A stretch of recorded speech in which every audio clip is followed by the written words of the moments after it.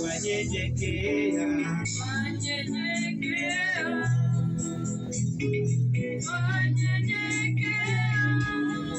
chini ya miguu yako Baba, twanyenyekea, twanyenyekea, twanyenyekea chini ya miguu yako Baba, twanyenyekea, twanyenyekea, twanyenyekea, twanyenyekea chini ya miguu yako Baba, twanyenyekea, twanyenyekea, twanyenyekea Bwana, twanyenyekea chini ya miguu yako Baba, twanyenyekea, twanyenyekea, twanyenyekea, twanyenyekea, twanyenyekea chini ya miguu yako Baba, twanyenyekea, twanyenyekea, twanyenyekea Yesu, twanyenyekea chini ya miguu yako Baba, twanyenyekea, twanyenyekea, twanyenyekea, twanyenyekea, chini ya miguu yako Baba, twanyenyekea, twanyenyekea, twanyenyekea Yesu, twanyenyekea chini ya miguu yako Baba, twanyenyekea, twanyenyekea, twanyenyekea Bwana Yesu, twanyenyekea chini ya miguu yako Baba, twanyenyekea, twanyenyekea, twanyenyekea, twanyenyekea, twanyenyekea chini ya miguu yako Baba, twanyenyekea, twanyenyekea, twanyenyekea, twanyenyekea, twanyenyekea chini ya miguu yako Baba, twanyenyekea, twanyenyekea, twanyenyekea, twanyenyekea, twanyenyekea chini ya miguu yako Baba, twanyenyekea, twanyenyekea, twanyenyekea Yesu, twanyenyekea chini ya miguu yako Baba, twanyenyekea, twanyenyekea, twanyenyekea, twanyenyekea,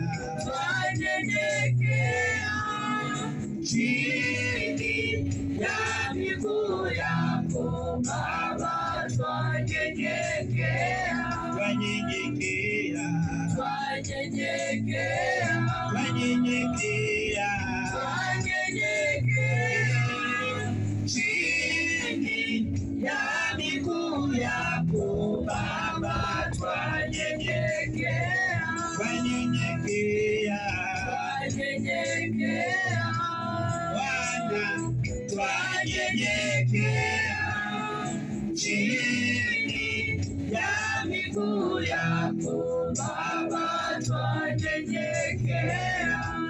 Ndiye Bwana, una uwezo. Ndiye Bwana, navunjika mbele zako leo hii. Mwambie Bwana, pata nafasi katika maisha yangu na katika moyo wangu. Bwana, bila wewe siwezi. Bwana Yesu, ninanyenyekesha chini ya miguu yako. Wewe unatosha na neema yako inatosheleza katika kila jambo. Umeinuliwa juu na juu zaidi. Hakuna Mungu mwingine tena Baba aliye kama wewe. Tunakupenda Bwana wa Mungu, tunakupenda Simba wa kabila la Yuda. Pata nafasi mioyoni mwetu na maishani mwetu, na ukayatende yaliyo mema, kwa sababu wewe ni mwaminifu. Hakuna mwingine tena aliye kama wewe Yesu. Tamalaki mioyo yetu Baba, tamalaki mawazo yetu, tamalaki kanisa letu. Jehova, tukuone, tukujue, tukuheshimu, tukutukuze, uishie na wewe Bwana. Uyabariki maisha yetu, kwa sababu unaweza. Unastahili Jehova kwa majeshi, unastahili Simba wa Yuda, unastahili Mfalme wa falme. Wewe ni Mungu wa ajabu, hakuna mwingine aliye kama wewe. Tamalaki mioyo yetu Baba, ondoa mawazo chafu ndani ya mioyo yetu, ondoa kila kitu ambavyo havifai maishani mwetu. Ondoa. Na neno la baraka ndani ya maisha kila mmoja wetu, katika jina la Yesu Kristo. Jehova, na neno uzima ndani ya maisha kila mmoja wetu, na neno uhai ndani ya maisha ya kila mmoja wetu, na neno baraka ndani ya maisha ya kila mmoja wetu. Bwana Yesu, tabaraki. Bwana Yesu, tenda. Bwana Yesu, tenda, kwa sababu unaweza, na kuna mwingine tena aliye kama wewe Bwana Yesu. Thank you Lord. Thank you Lord. Unastahili Bwana. Unastahili Bwana. I have very few minutes to wind up this. Ana masaa machache ya kumalizia hii. But we will continue with it next Sunday again. Tutaendelea Jumapili ijayo tena. Repeat for me that Matthew 6:14. Mathayo 6:14. Biblia inasema, the Bible says this. Kwa maana mkisamehe watu makosa yao, when you forgive people their sins, na Baba yenu wa mbinguni atawasamehe ninyi. Now, who is to begin here? Hapa sasa ni nani anastahili kuanza? Nani anajua Kiswahili kidogo? Unajua Kiswahili ni ngumu sana. Unajua hiyo? Nani anajua Kiswahili kidogo? Hebu soma hiyo Josephine, anasema nini? Mathayo 6:14. Na sikiliza vizuri hiyo Kiswahili vile Biblia inasema. Anasema, kwa maana mkiwasamehe watu makosa yao. Unaona hiyo Kiswahili haianzi mkiwasamehe, inaanza kwa maana mkiwasamehe watu makosa yao. What will happen? Ukiwasamehe watu makosa yao, Baba wetu wa mbinguni atawasamehe. Sasa kati ya Baba wa mbinguni na sisi kusamehe, nani anakuwa wa kwanza? Nani anakuwa wa kwanza kuact kabla ya mwingine?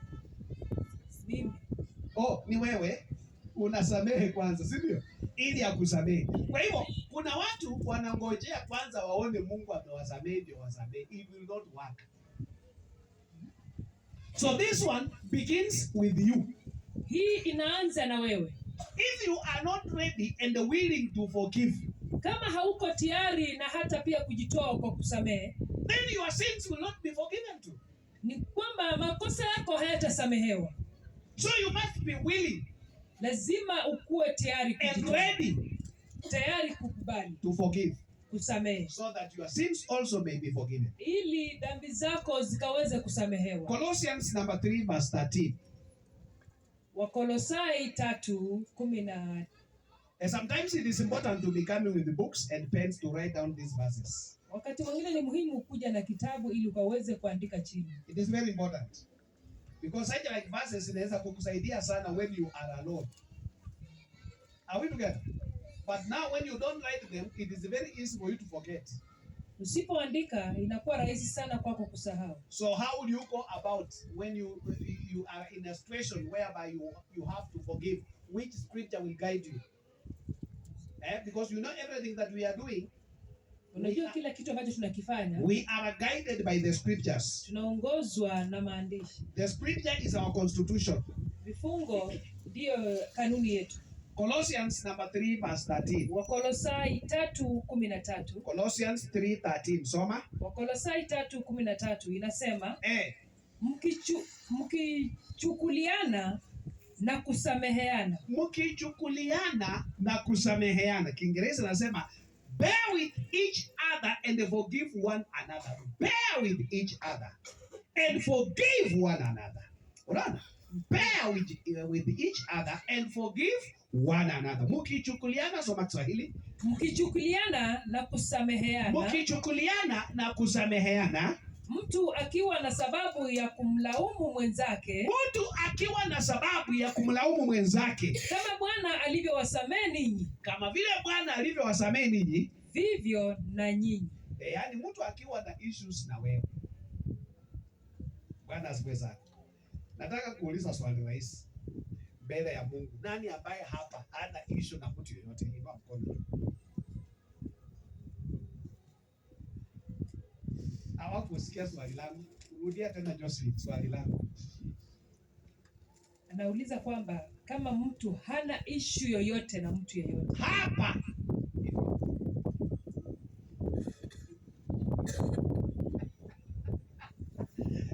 Kanisa, angalia around, ona hiyo mikono yote imeinuliwa. Kwanza yeye ako na swali. Wacha kwanza nisikize hiyo swali. Amina. Yes.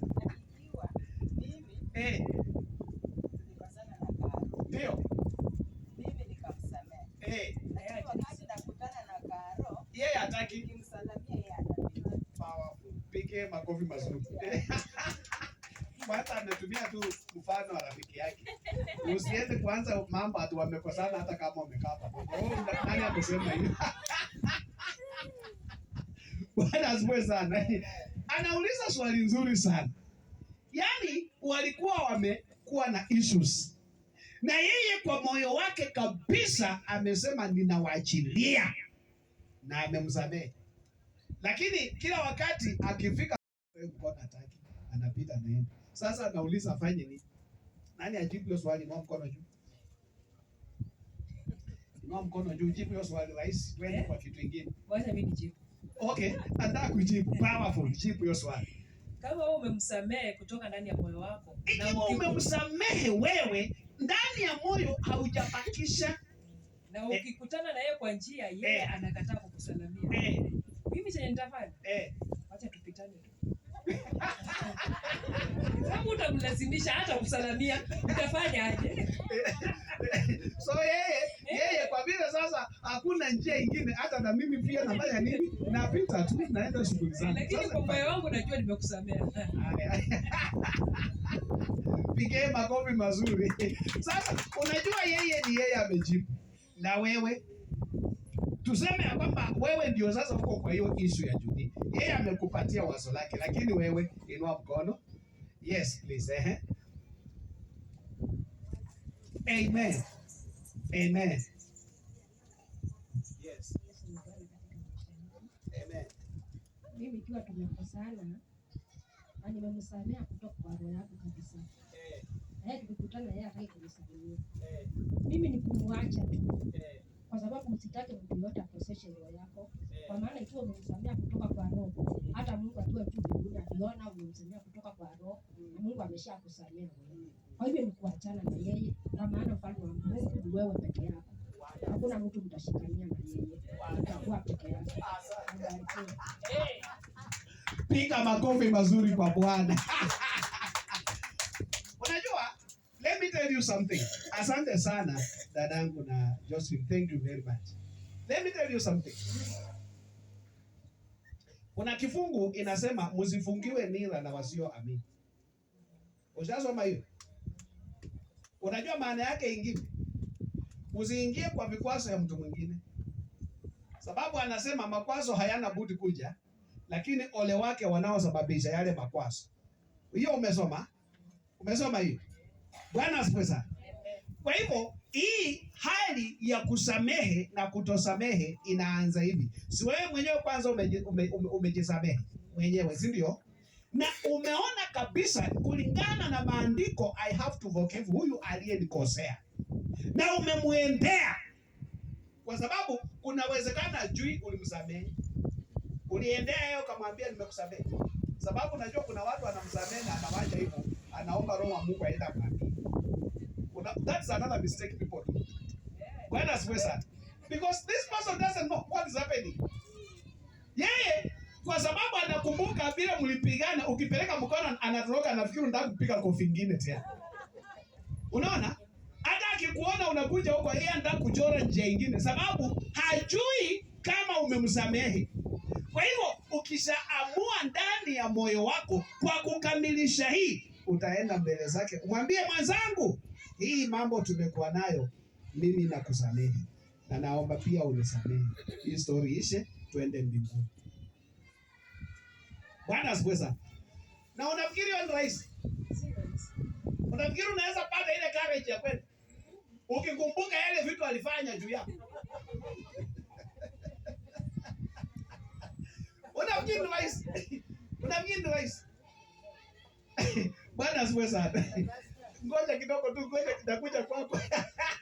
Niliona mmoja ameenda kwa sababu ya neno la Mungu nimekuja kukusamehe tuwe salama, lakini akakumbuka makosa yake, lakini sitakusamehe yote.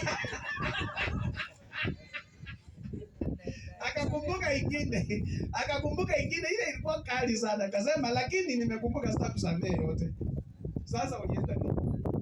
Bwana asifiwe sana. Sasa ukienda lazima uwe umekuzuia kuacha completely.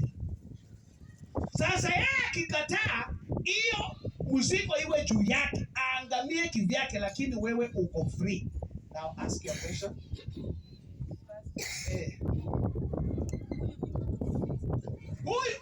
Huyu si mtu wa dunia, ni Mkristo. Na si ati alimjua labda Mungu. Saa hizi bado hajajua neno.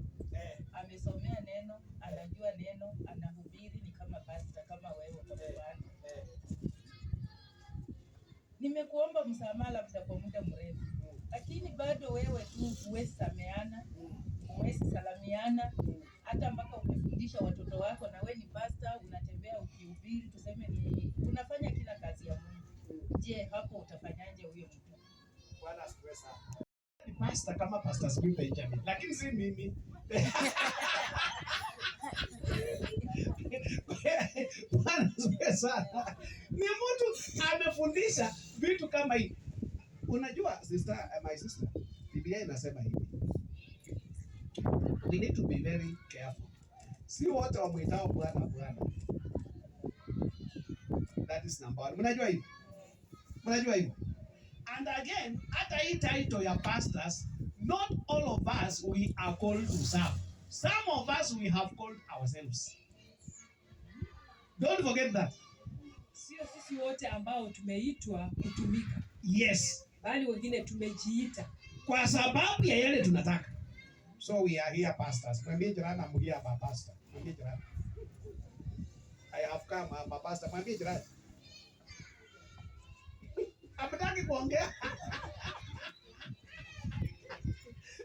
Bwana asifiwe sana. So that one could be a problem. But now if this person has been called by God, kama mtu huyu ameitwa na Mungu, and this person is serving under the grace of God, na mtu huyu anafanya chini ya neema ya Mungu, this person understands the scriptures, na mtu huyu anaelewa maandiko vizuri, he should number first to forgive. Kitu ya kwanza lazima asamehe. He should be number first. Akuwe wa kwanza kusamehe. But if you see this person is not willing and ready to forgive, na ukiona mtu huyu hajajitoa na hayuko tayari kusamehe, and this person is a pastor, na mtu huyu ni mchungaji, not only a pastor, maybe it's just a minister in the church, sio mchungaji tu, labda ni mhudumu katika kanisa, there's a question mark somewhere. Kuna swali mahali. Maybe he was not called by God. Huenda labda hajaitwa na Mungu. Because if God, the calling of God is in him, kama wito wa Mungu u ndani mwake, that gift of the Holy Spirit about forgiveness must be in this person. hiyo kipawa ya kusamehe lazima ikuwe ndani. It must be in this person. Lazima ikuwe ndani mwake. So if he is lacking that, kama anakosa hiyo, there's a problem somewhere. kuna shida mahali. Maybe this person is not serious in the works of the Huenda labda mtu huyu hamaanishi katika mambo ya Ukristo.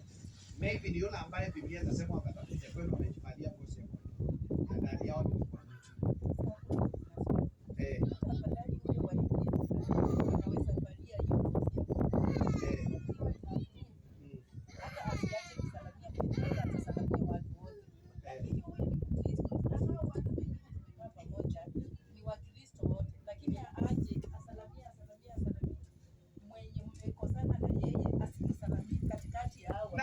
Unaonanga hata hivi tu hata kwa runinga. Hata wanasiasa wengine wanakuanga hivi. Anakuja akisalimia anafika kwa huyo na anajifanya anapita anaenda hivi tena anaenda na nimeona vitu kama hivi. Hata kwa judges kwa judges tunaimba hii wimbo ya Sambi wa Moyo. Kele akipenduka huko akiona yule mwingine amekuja.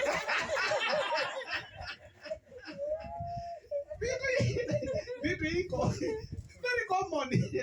Yakipenduka hivi anaona ni Azam huyu hapana, siwezi peleka mkono wangu pande. Anarudi anaenda pande hii. Unajua alafu shida ni anahusisha watoto na Islam. Now that's another problem. You know, when you have a problem with somebody else, kama una shida na mtu, usishe mtu mwingine shida yako, umlazimishe naye pia aingie kwa hiyo shida yako. Acha. Wewe ng'ang'ana na shida yako. Bwana asifiwe sana. Usilazimishe mtu kuingia kwa shida mbaya kwa. Bwana asifiwe sana. Sasa ikiwa unaona mtu ana behave hivyo, dada ametueleza hapa kitu ya muhimu sana. Si wewe unamjua Mungu na si umefanya kutoka kwa moyo wako na si umemaliza. Sasa wacha hiyo msalaba mwenyewe aende, ang'ang'ane nayo, afanye kazi yake. Alafu siku ya mwisho hiyo peke yake hataingia. Unajua hii inatufundisha nini?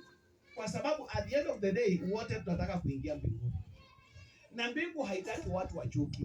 Sasa mzigo wa dhambi, mtu ameimba hiyo wimbo. Mzigo wa dhambi utafanya nini? Utakuja ukifika kwa mlango na mlango inafanya nini? Inafungwa. Wewe unabaki pale nje. So the people you are despising today, you think they are so foolish.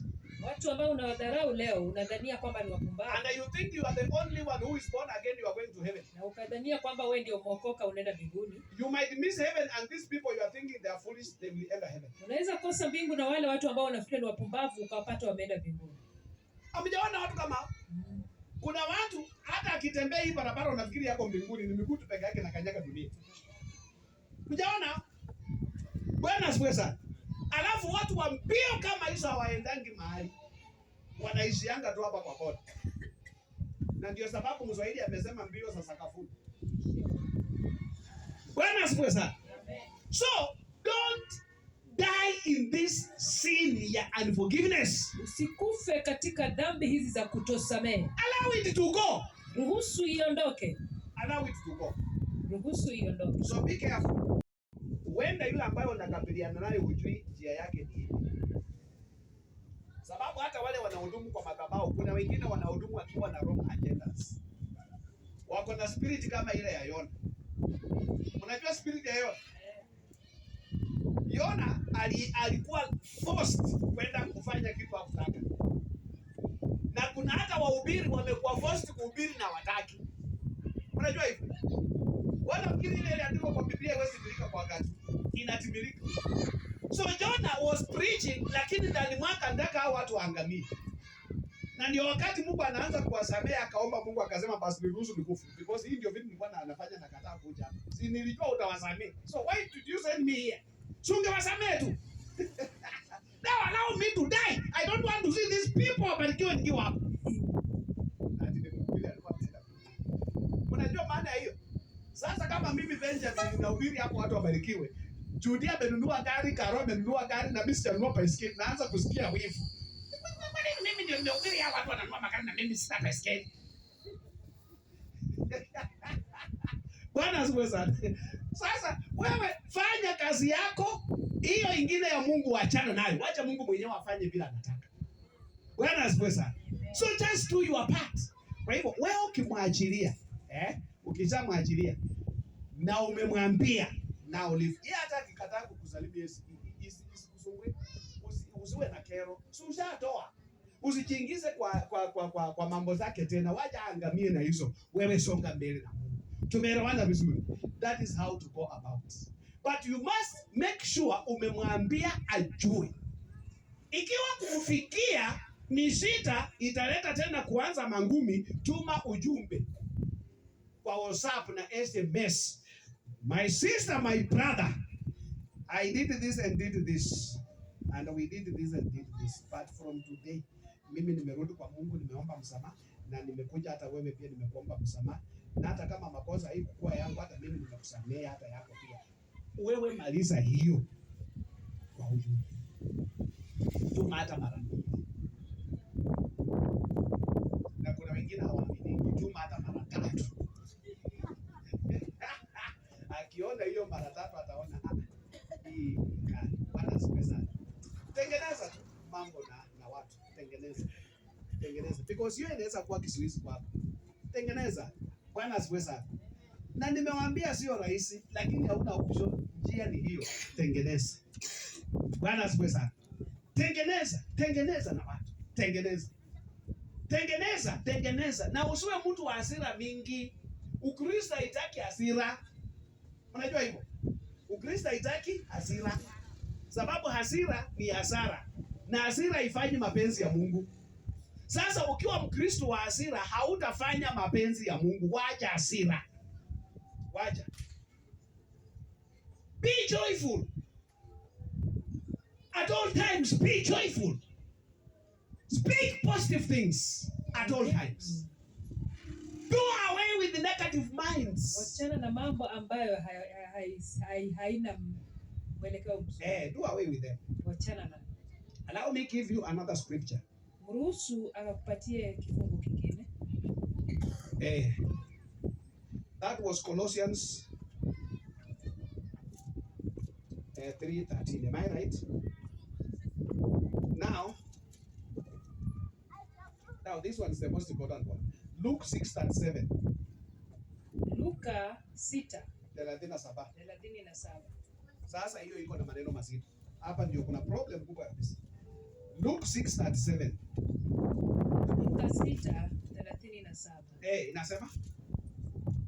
Biblia inasema, msihukumu nanyi hamtahukumiwa. Asante sana. Usihukumu nawe hautafanya nini? Hautahukumiwa. Ngojea tu hapo. Nataka kuuliza swali. Nani amewahi hukumu mwingine?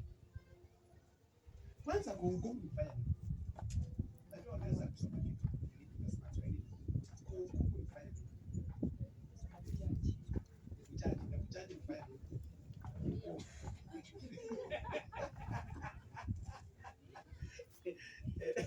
Kuhukumu ni kujaji.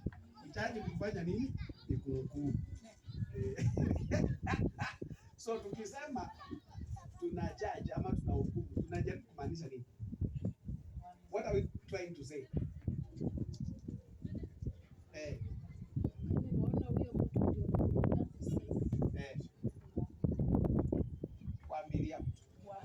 Kuamulia mtu. Usihukumu. Anaweza Unaona huyu hata kama anahubiri, huyu hakuna mahali anaenda. Huyu anaenda kuzimu direct. Naona hata wapi? Unaenda wapi? Unanipata vizuri? Usihukumu, usije ukahukumu, usiamulie mtu mabaya. Na ndio maana unaona hata kuna watu wanaendanga kufanya fasting and prayer, watu wengine wafilisiki. Mwishaona hiyo? Hamjaona hiyo? Iko watu wanaomba kabisa mpaka ndoa yako ivunjike. Na akisikia wamekuchapa kofi, anafurahi kabisa, anaenda kutangaza leo walimchapa kofi na ati ameokoka. Wewe umeokoka ukopi wapi? Mwenzako anapigwa, ndoa inaanza kusambaratika, alafu wewe kwanza kwa hizi nyumba za Mlolongo Nairobi pale kwa jirani wakianza viti naanguka unaambia mwenzako sikiliza. Sasa hiyo ndio furaha yako. Mabati ndalia. Unaona? Alafu wengine Wakiwa pale nje watu wanapigana, wewe kazi yako tu ni kwenda kuchukua picha na kupost TikTok. Upate views. Na unafikiri unafanya kitu ya maana. Wakati niko na ubiri injili kama hii hauchukui upost.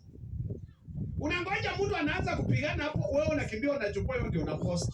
So post hii yangu watu waokoke. Bwana asifiwe sana. Watu wanataka kupost vitu vibaya tu, hawataki kupost vitu vya muhimu. Amen. Usihukumu usije ukahukumiwa.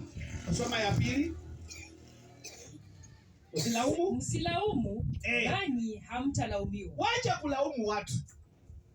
Sababu unajua kila mtu ako tu na mawazo yake. Na kila mtu ako tu na akili zake. Ukiona huyu anafanya kitu fulani, iko sababu inafanya anafanya hiyo. Usianze tu kumlaumu. Unanisikia vizuri? Unanisikia vizuri? That is why even me, I'm not very quick to judge. I'm not. Because you know, we live different lives. Vile yeye anaishi ni tofauti sana na vile mimi naishi. Mapato yake ni tofauti sana na mapato yangu. Maono yake ni tofauti sana na maono yangu. Sasa huwezi lazimisha mtu afanye vitu vile wewe unafanya. Iwezekani. Bwana asifiwe sana, because that person can never be you. Are you hearing? So don't just blame people for nothing. Silaumu watu pasipo kitu. Try to understand them. Why are they doing this? Jaribu kuwaelewa mbona wanafanya hivi. Try to dig deep. Jaribu kuangalia ndani. Don't begin complaining. Usianze kulalamika. Don't begin condemning and judging them. Usianze kuwahukumu For nothing. pasipo kitu. How will you reverse that? Utarudisha aje hiyo? Wakati utakuja kupata ukweli ya kwamba yale ulikuwa unafikiria sio hayo, how will you reverse it? Bwana asifiwe sana. So don't be quick to judge. Usikue haraka kuhukumu. Give time. Chukua muda. Na hata kama uliokoka mapema, usidharau. That is why unaona mimi sina shida na wenye dhambi. Nawapenda tu. Sababu nisipowaonesha upendo nitawapata aje ndio wakuje kwa Kristo. Sasa hiyo imesound tofauti. Pastor, what are you saying? Biblia inasema nini? Kwa maana jinsi Mungu aliupenda ulimwengu. Kwani alipenda nini? Alipenda wanyama. Alipenda barabara na mawe. Si ni watu. Na watu walikuwa nawapenda, walikuwa wazuri. Walikuwa wasafi. Wangekuwa wazuri wasafi wanafanya kitu ya maana angekuja. Sasa.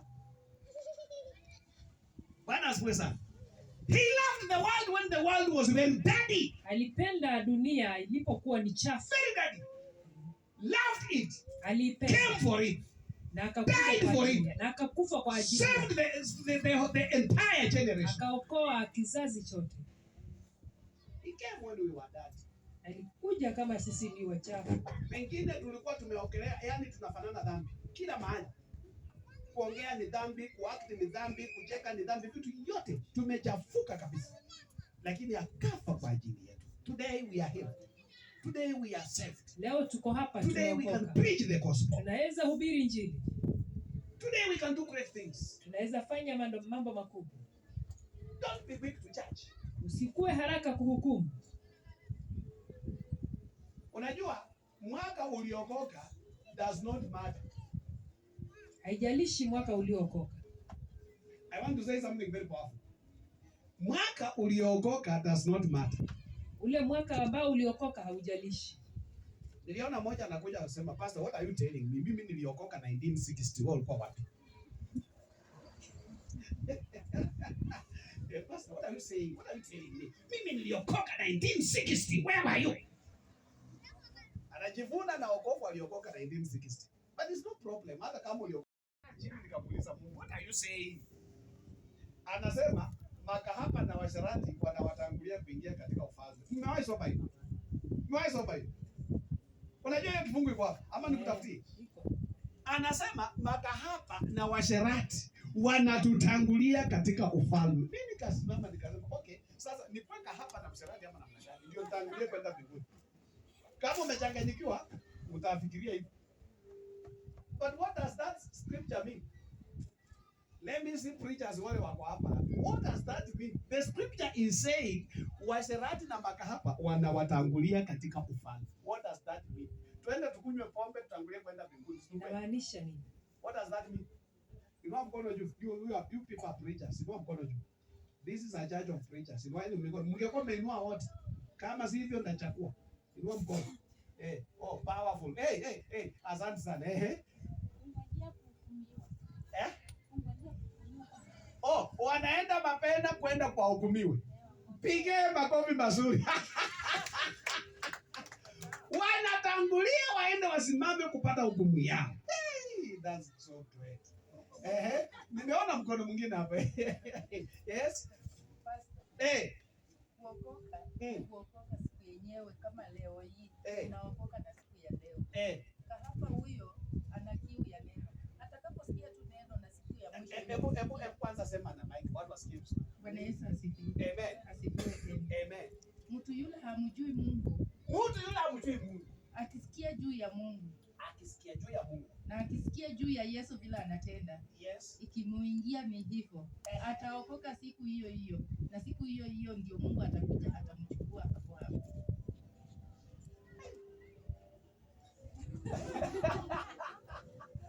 Piga makofi mazuri kwanza. Unajua kuna kitu hajamaliza, nilikuwa nangojea amalize. Kuna kitu umekuja vizuri sana, but there is something nilikuwa nangoja utaje. Ifunike hiyo yote. But umekuja vizuri sana. So unaona nilikuwa nangojea kimoja tu afunike nayo imalize hiyo story yote. Sasa kile nilikuwa nasema ni hiki. Na kile ameacha ni hiki. Unaona mtu anaweza okoka 1920. Si ndio? Na ukaishi wokovu vizuri. Ikifika 2026 saizi ukafanya dhambi. Unaelewa? Na mtu ameishi kwa dhambi kutokea 2020 na anakuja anafika 2026 na anaokoka. Umeona hawa watu wawili wanaenda mahali pamoja?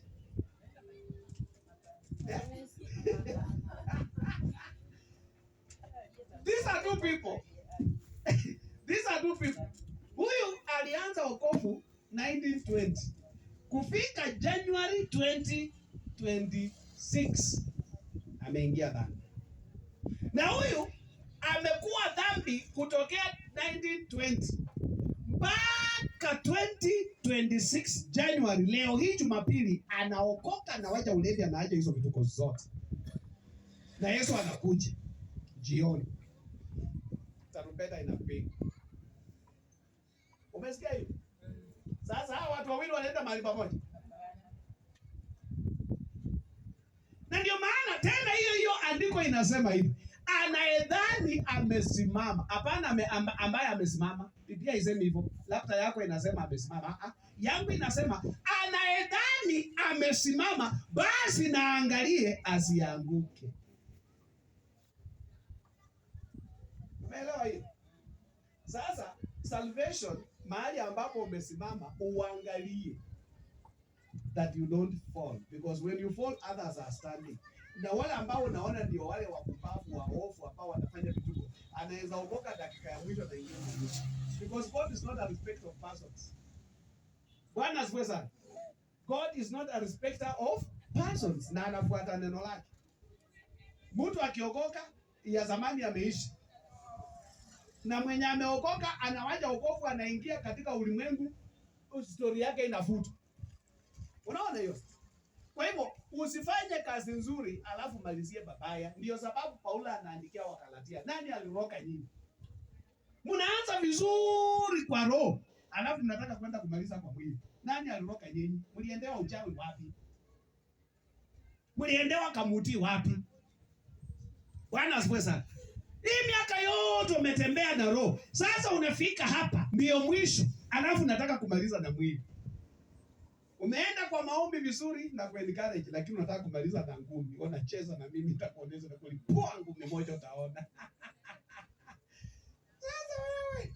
Bwana asifiwe sana. Na mmekuwa close friends. Sasa hizi Paulo anauliza Wakalatia, who bewitched you? Tumeelewana vizuri? So mahali ulianzia does not matter. Mahali unaenda kumalizia is what matters. Kwa hivyo unapodhani umesimama, basi angalia usianguke, because God is watching.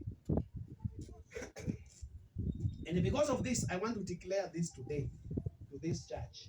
Sababu ya hili anataka kutangaza leo kwenye kanisa hili. And I want everybody to get this right. Anataka kila mtu akapate hili vizuri. Because we cannot preach things we don't exercise. Maana hatuwezi hubiri vitu ambavyo hatuvitendei. So today we want to declare this in this church. Leo tunaenda kutangaza hivi katika kanisa hili. Even some of us here, hata wengine wetu hapa in this church, kwenye kanisa hapa, they were put into profession. Walikuwa wamewekwa katika mizani Because of their bad characters. Kwa sababu ya tabia zao. Many of them. Wengi. And if I can recall about 6 of them. Na kama anaweza kumbuka ni watu kama 6 hivi. We had to put them into profession. Walikuwa wameka katika mizani. Na tukawasimamisha wasifanye kazi hapa.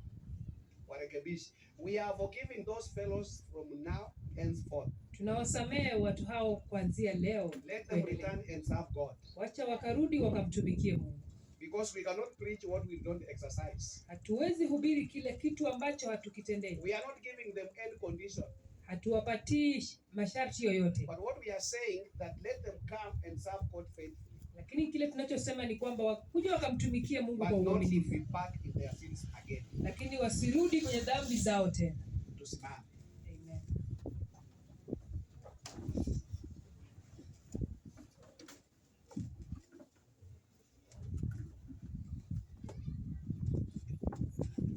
Thank you, Jesus. Inua mikono yako juu.